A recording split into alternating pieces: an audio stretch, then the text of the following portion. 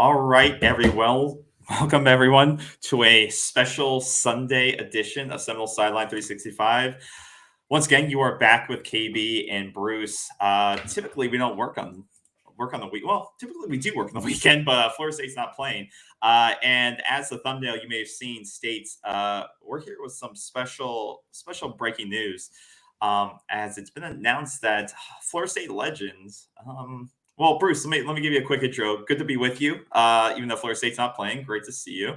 But yeah, let's break right into it. Deion Sanders, Florida State legend, is coming to the big level, and it's been announced that he has been announced as the new head coach of Colorado football, joining the big leagues of the Pac-12.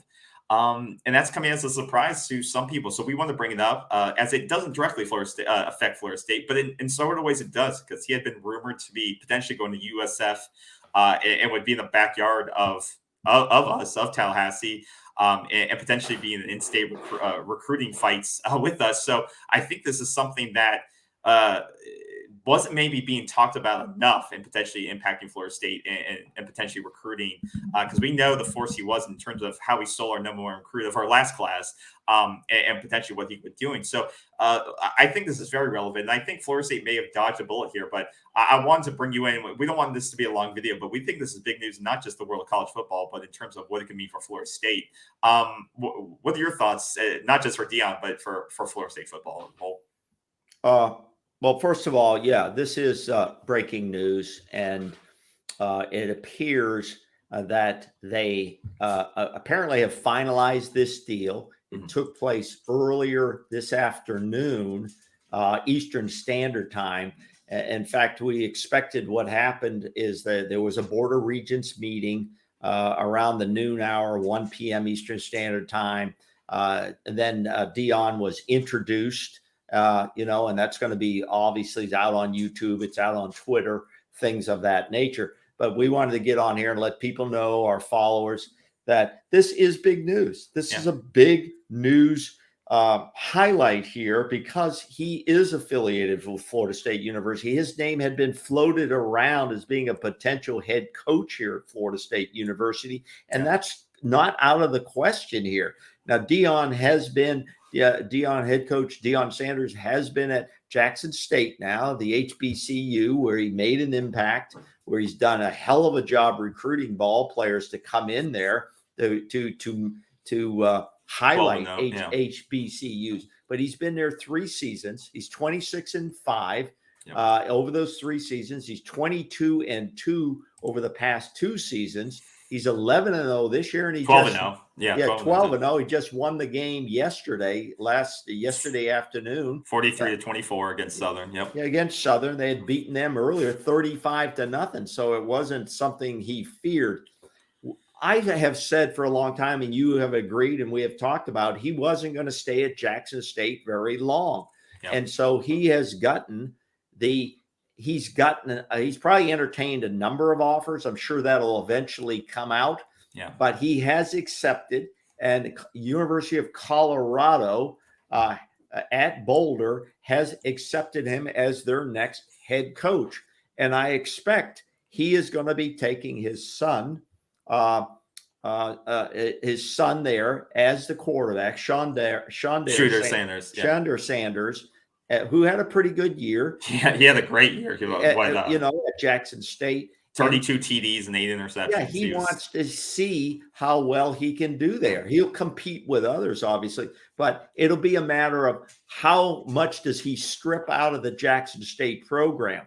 And I'm sure he's going to catch some bad vibes from that as well, that he was just using this as a platform. It was his whole motivation to leave anyways, but he's never denied that. I've seen him on a lot of interviews. He's never denied that.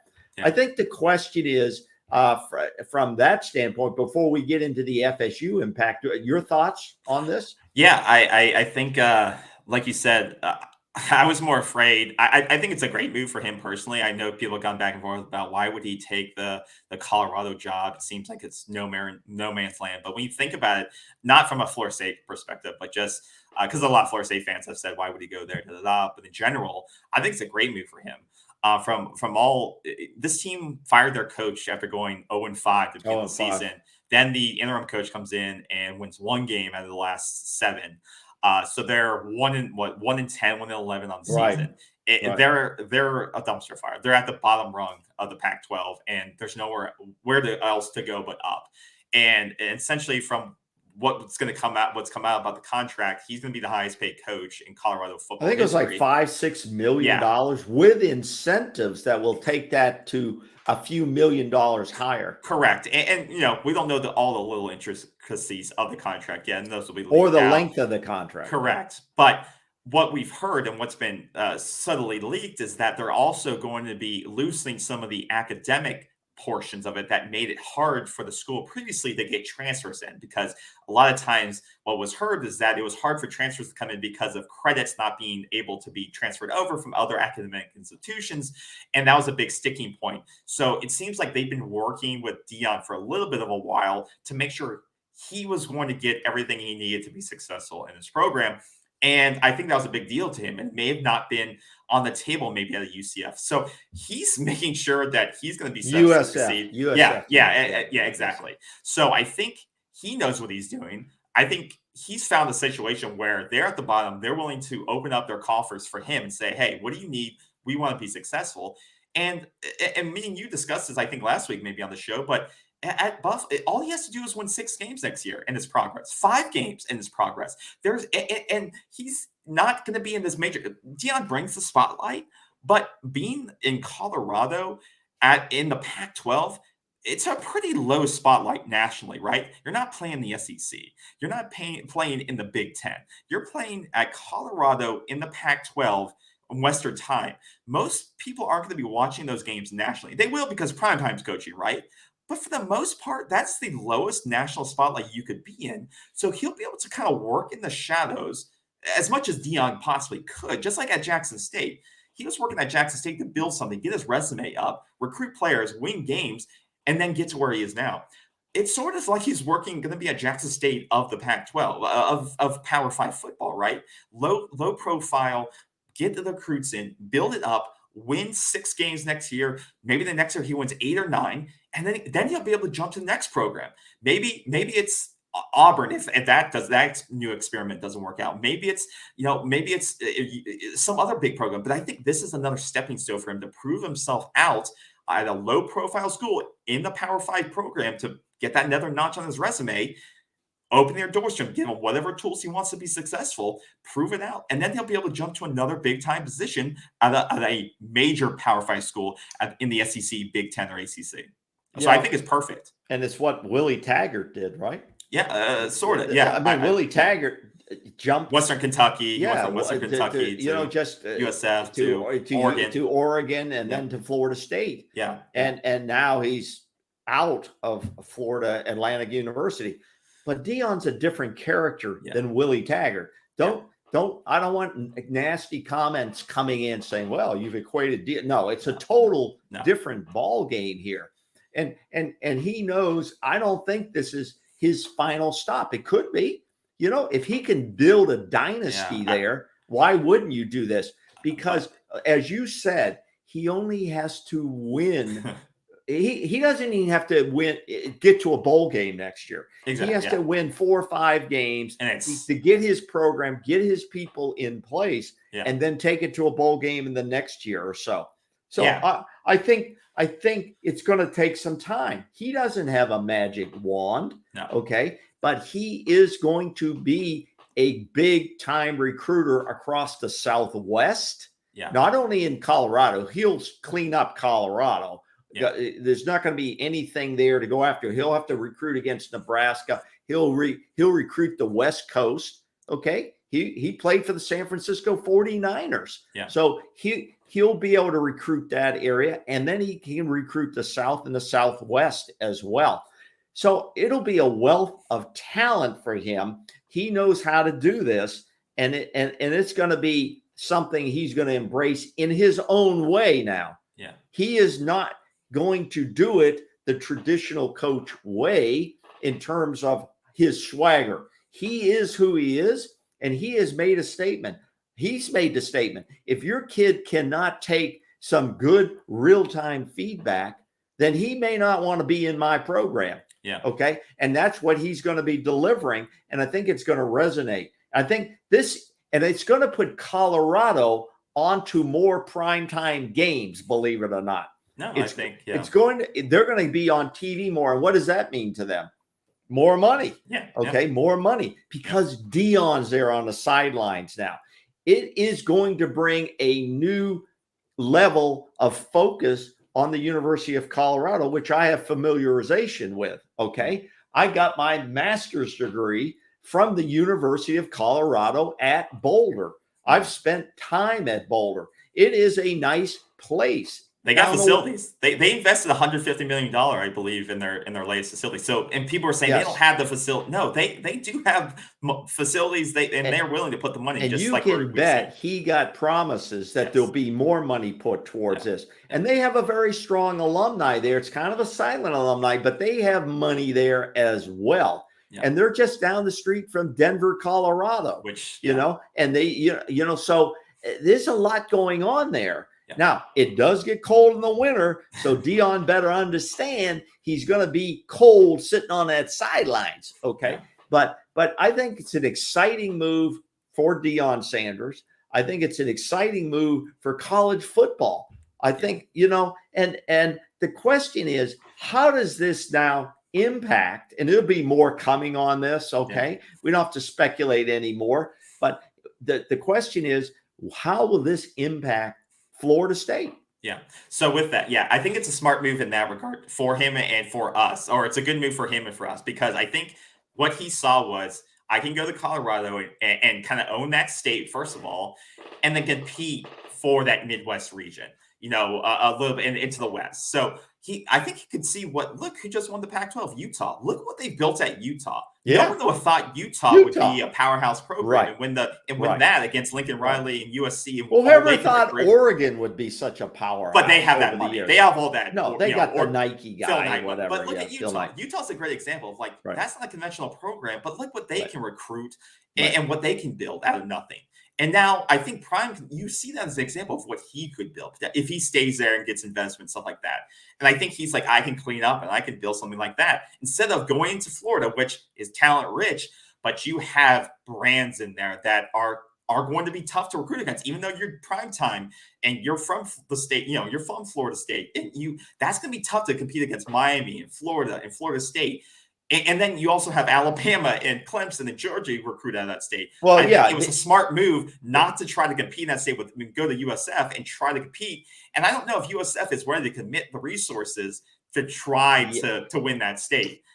Personally, so I thought that was the only thing that might be in the way, and I don't know how much negotiating they did with USF, but it appears now they have hired the offensive coordinator out of Tennessee. I've been tracking that all night. And it appears that they are going in that direction. And that was, I think, announced Saturday night that they were going to go in that direction. So, but like you said, I think, and that's what I meant. I was tracking it Saturday night, and I think that was a smart move by them to Deion to say, USF is not really make that step. They still play out of Raymond James Stadium. Like they don't have the facilities that Colorado has and is willing to put money behind. So for him, I think it's smart. And then I think for Florida State, for us, it's one less guy you have to worry about recruiting against. Like, even if USF is I think you still will be recruiting against him because he is going to come back into the state of Florida to try to bring some guys all the way to Colorado, which is difficult. Yeah, which is going to be difficult. I think it's better to have him all across the country on the West Coast because he's going to be focused on. There's a lot of California talent that he's going to be more focused on. He's going to get a couple of guys pulled, but he's going to have to compete with Saban and Dabo on this side. So I think if he's smart, he'll focus his attention on California, Oregon, Washington, Hawaii, and trying to get the guys. And I think that's good for Florida State because we'll continue to fight our battles here with the guys we're trying to secure over here, then have to worry about him in our backyard. And that's, like I said, I think that's why he went to Colorado, because he knew he would have to battle for the state of Florida, Georgia, Louisiana with Chip Kelly and Saban and Dab. And there's just so many powerhouse coaches. Now Norvell with us. There's a heavy hitters in the South now. And going to the West Coast is a lot easier to recruit out. So I think for us, it's a win. For him, it's a win, and I think it works out for both schools. And you will have to battle one-on-one for a couple of recruits like we did with Travis Hunter, but he's out of the South now, which helps us out. And he's going to bring, like you talked about, his son probably. And I think for him, it's easier to convince Travis Hunter maybe to go to Colorado to be in the Pac-12 than go to USF and the AAC and stuff like that. Yeah, Or the USF is not the level Deion was really looking for, unless he got some incredible deal. Okay, and I've been tweeting on that all weekend, and so on. So this is really the P5, the Power 5 move that he wanted to take. Yeah, and I think this is the job that looks good. You're taking over a 1-10 team. That's the ideal situation. You don't want to take over a 10-1 team. I mean, USF wasn't much better though. So no, they were 1-10. They were 1-10. Now, one so. correction: USF has committed to building an on-site stadium, an on-campus stadium. Right. They have committed to that. Okay, so that is going to be moving forward. Okay. When's that supposed to be built? I don't know. It's going to be built right there on campus, but it's going to be a couple of years for sure. Couple seasons. I that's my guess. Okay. I don't have 2026. Okay, that's more than a couple of years.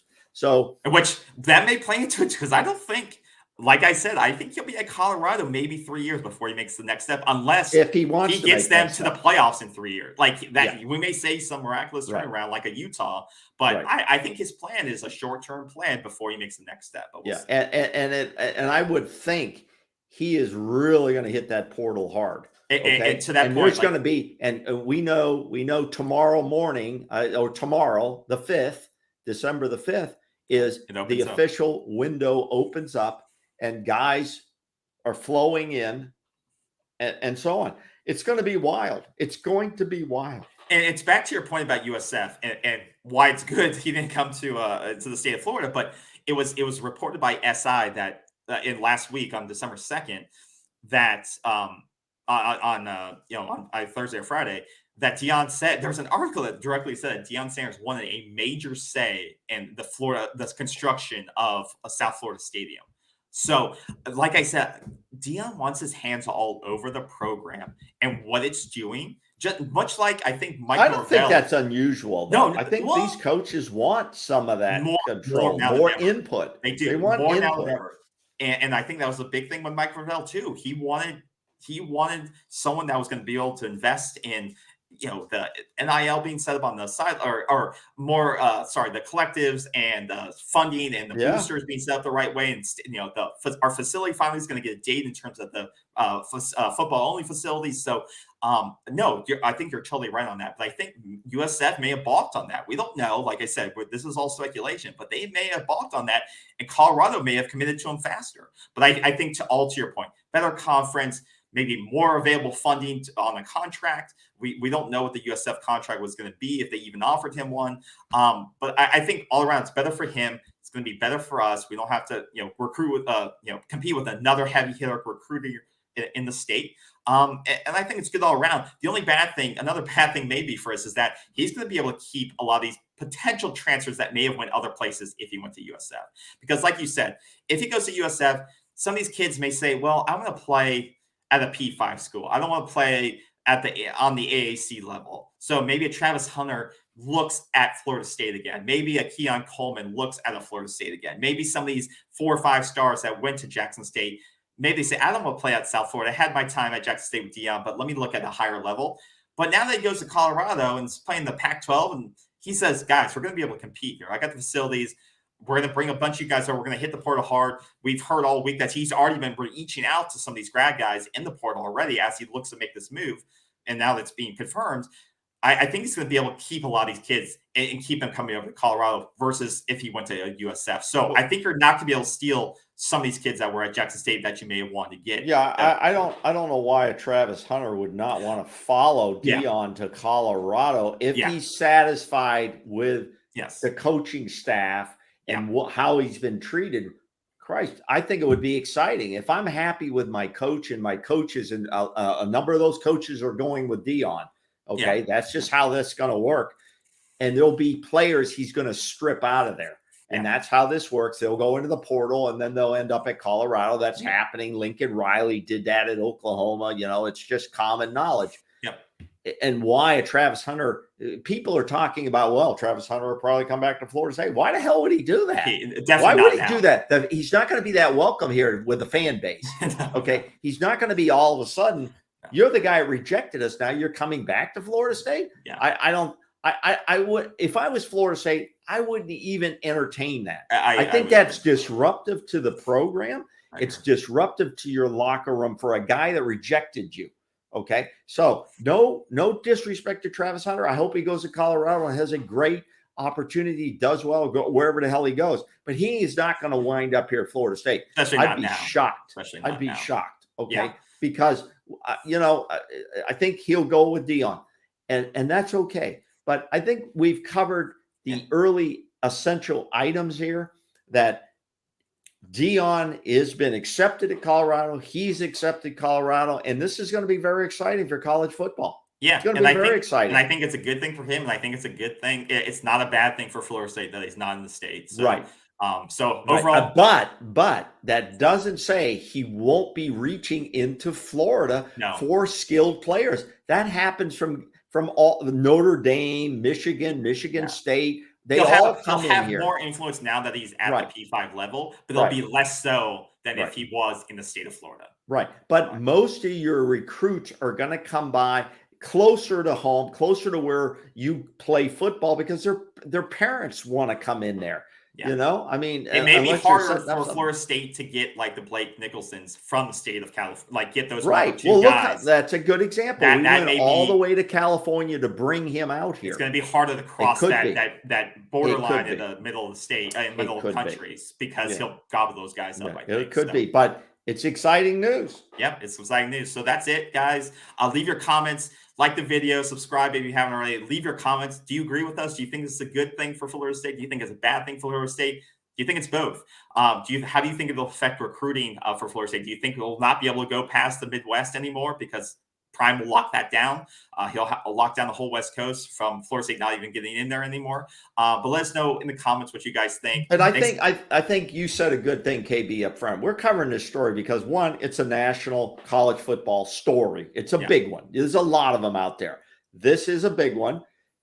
Prime was associated with this university. He was one of the greatest Noles that we've had. Yeah. Okay. And now he's moving on with his head coaching career. And how does it impact our program today? And you covered all that. And I think that's why we're reporting this story early. Absolutely. Absolutely. Well, thank you for that. Thank you all for watching. And stay tuned for our next episode of Seminoles Sideline 365. Take care, everyone. Bye-bye.